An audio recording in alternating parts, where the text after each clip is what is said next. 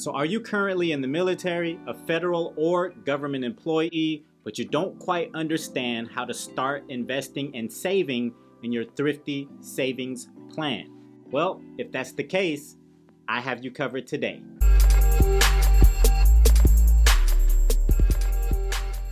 What is up, everyone? Welcome back to my channel. I'm just a United States Army Special Operations Forces member, and I'm waging war on debt. My intent is to help you get out of debt, stay out of debt, become financially free so that ultimately you can begin building wealth. If you're ready to start your financial freedom journey, subscribe to this channel as it helps this channel to grow so that I can continue making videos just like this one. On this video, we're going to be covering a TSP, what it is, the funds that are available to you through the TSP, and lastly, which ones you should be investing in. So the TSP is set up with 6 specific funds that you can put your money into. Let's go over those funds one by one. Fund number 1, and that is the G Fund.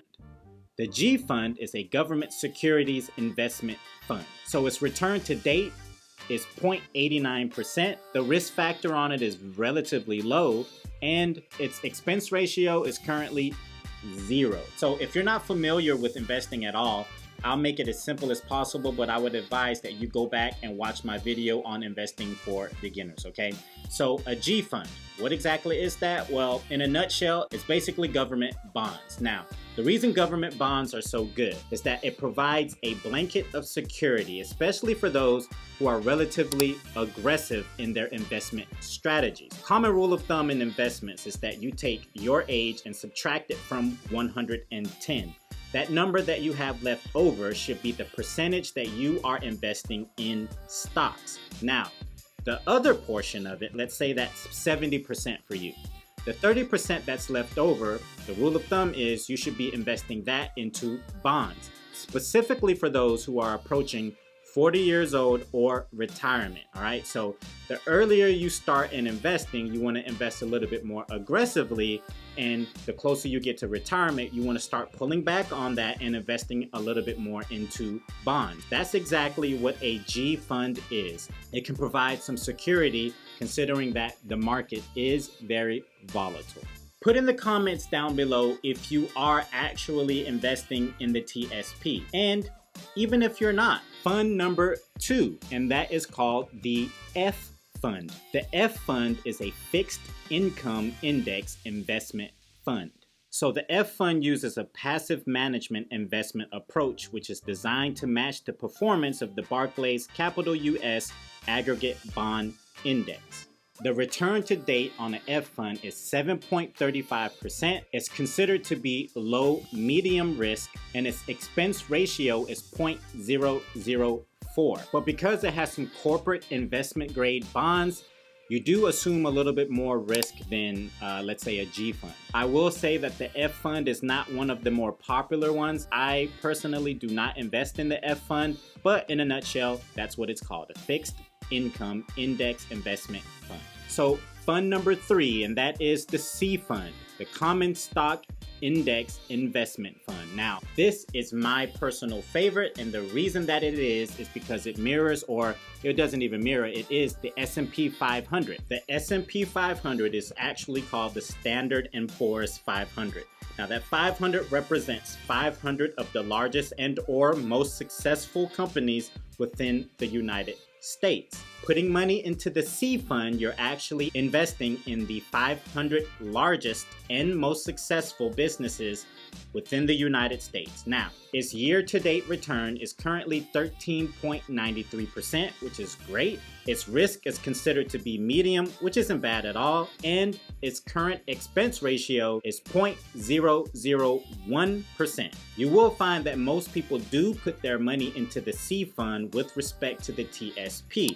The reason being is when you're investing, people like Warren Buffett, John Bogle, Bill Gates, Jeff Bezos, they all say that you should put your money into an index fund that tracks the S&P 500. So you will find that most individuals do put most of, if not all of their investments with respect to the TSP into the C Fund.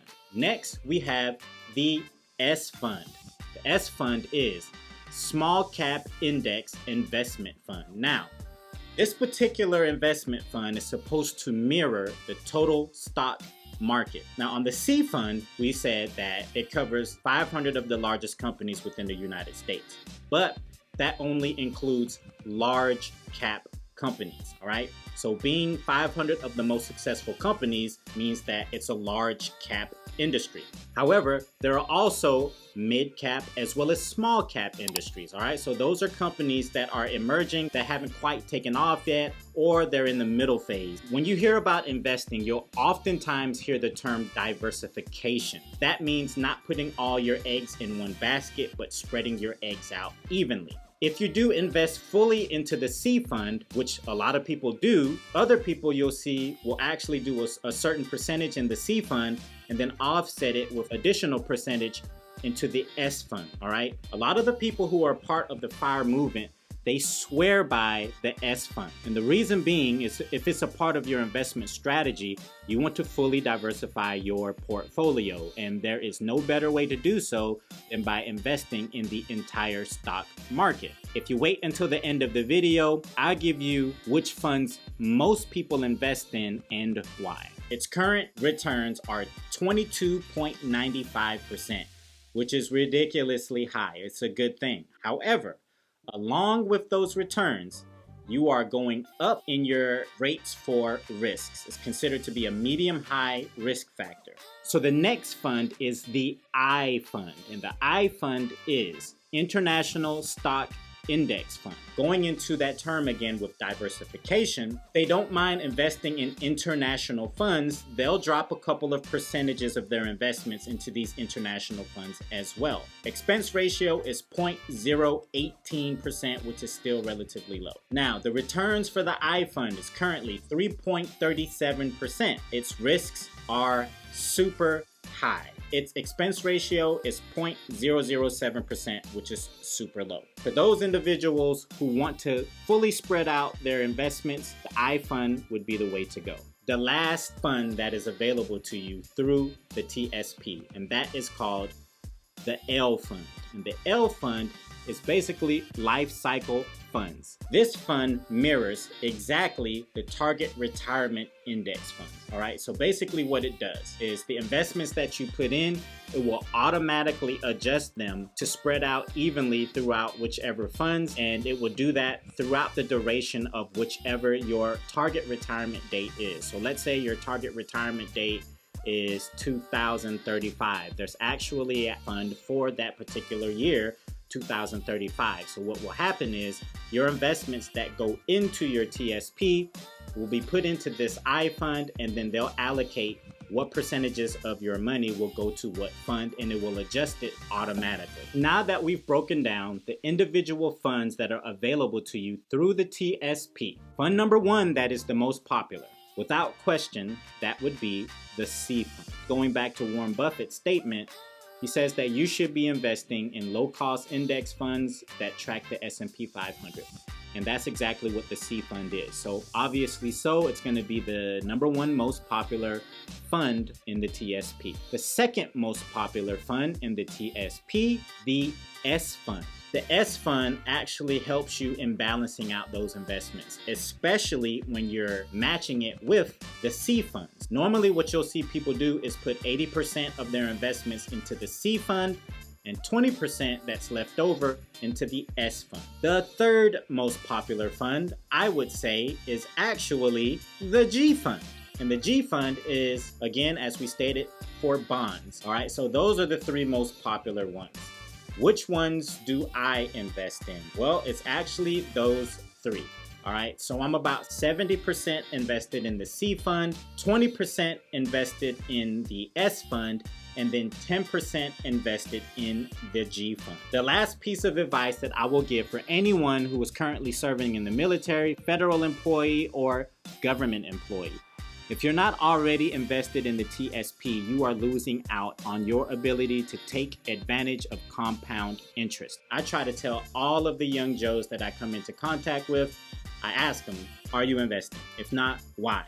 And let me show you how you should start investing. You should be investing at least 5%. I personally invest more than that, but know less than 5%. And I have mine going into a Roth IRA. So the last thing that I want to say with respect to the TSP is smash that like button for the YouTube algorithm. All right, guys, so there you have it.